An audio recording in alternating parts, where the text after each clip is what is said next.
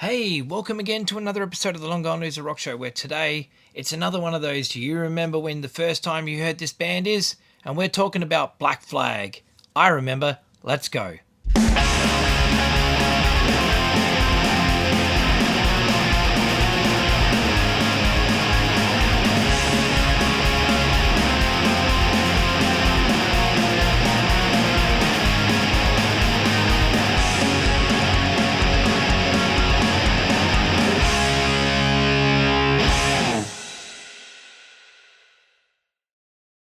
Black Flag, easily one of the most iconic punk bands of all time.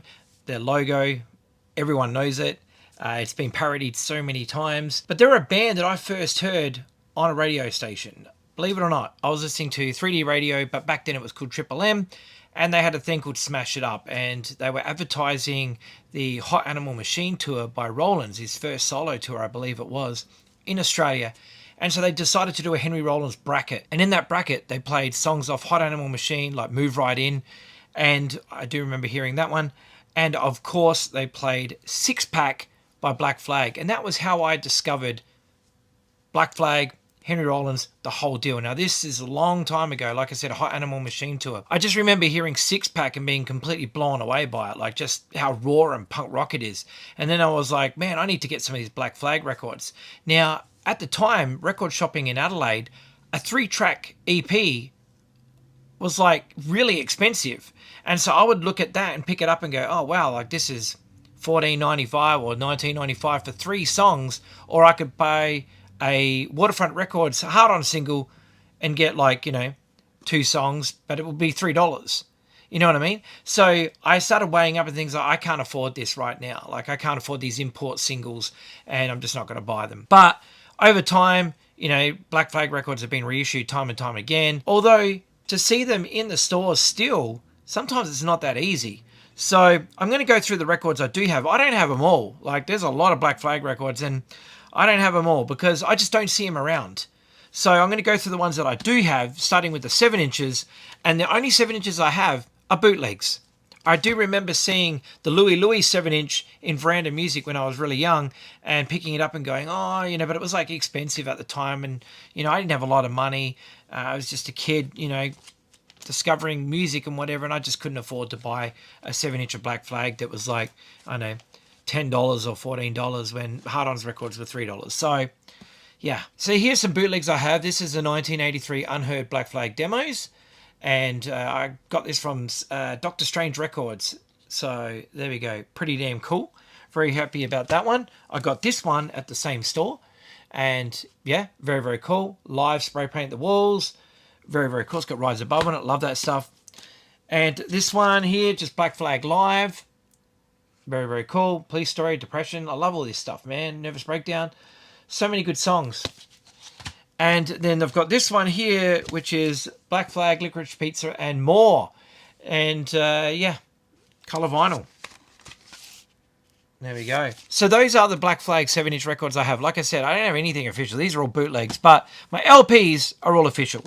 And I'm going to go through them now with you. And there's nothing special here, but it's just stuff we've already heard or seen a million times. But I'll just go through what I do have because I'm in a Black Flag mood. I've been listening to a lot of my Black Flag records lately and just remembering just how great these songs are. So I've got this one, obviously the first 4 years, which is the bunch of 7 inches. Very, very cool. It's got the Louie Louie 7-inch on there, Six Pack, Wrong Again, and Nervous Breakdown.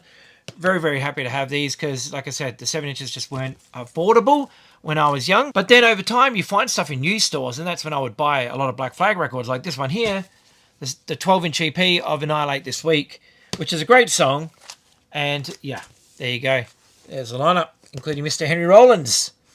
Very, very cool. This is like a pretty cool holy grail for me. It's a Slip It In, but it's signed by Bill Stevenson and Henry Rollins. I met them separately, but yeah, I decided to get them to sign this, considering they're on this record. And when Black Flag toured with Greg Ginn, I should have taken this along and got him to sign it. But I just don't get into Greg Ginn's version of Black Flag now. It's just not my thing. So I didn't go. But I have friends that went to that show and, they did like My War and a bunch of other stuff. And they said that show was amazing. So there you go. But I didn't go. But yeah, signed by Bill Stevens and Henry Rollins. Love this record. Slip it in. Very, very cool. This was actually the first full-length LP of Black Flag that I ever heard, because I borrowed a tape off somebody, and I'm pretty sure I had Fresh Fruit for Rotting Vegetables on one side. So this is when I got into Dead Kennedys at the same time. And I think Slip It In was on the other side. Pretty sure. But yeah, very cool. My War, very iconic album cover, this one. I do have a tank top of this, which I don't wear, but it's legit OG. It's really, really old. I should find it and post it online and see if anyone wants to buy it. But yeah, it's a very, very cool OG from like 1990, 89 or whatever. It's pretty old, but yeah, it's very cool. And it's got like my War artwork and a bunch of other sort of geek flyers behind it or something. I can't remember. I'd really have to dig it out, but it's awesome. But yeah, very cool. Who's got the 10.5? Yeah, Rated G Live. So I found this in a used store. Had to grab it. Everything Went Black. Previously unreleased Black Flag recordings from 1978 to 1981. I can't remember where I got this one. But yeah, very, very cool. So many good versions of these songs. This is a 6-pack on 12-inch. Now, I love this song, although I do prefer the Rollins version. I know some people are going to be angry about that, but I do prefer Rollins as my favourite singer of Black Flag. And I just like the version that he did of 6-pack. Now, I'll tell you why as well. But anyway, here is the 12-inch, which I got like for $6 really cheap somewhere. And I was very, very happy because I really, really wanted this on 12-inch. Just always liked it. Now, the reason why I feel that the Rollins version, to me, I like it more, is that the song 6-pack, you know, like, was never sung by straight edge people to begin with. And then when Rollins jumps into the band, I mean, knowing how sober and straight edge Rollins is, it kind of gives the song a whole new meaning if you think about it. Like lyrically, it's kind of like got a different take on it. Even though the song was written before Rollins joined, it just kind of has a different feel to it. I also like Rollins' vocal delivery. He's really good on that. In My Head. Very, very cool. Love it. Great stuff. Damaged, the one that everybody has.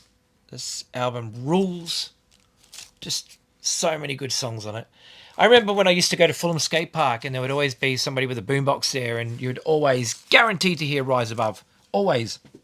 Without fail. And the last one I have is Loosen Up. I actually thought I had Family Man, but I guess I don't. But yeah, because that's a spoken word one, right? Spoken word from memory? Can't remember.